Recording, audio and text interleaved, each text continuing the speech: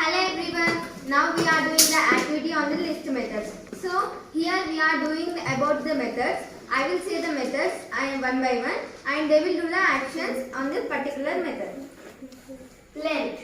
Here the length is 10. Insert.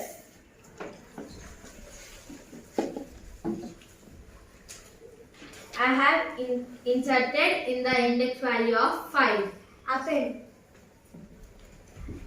I have appended before beside it. Pop. I popped from the list. She has popped from the list, and so I am inserted here in the place of 8. Delete.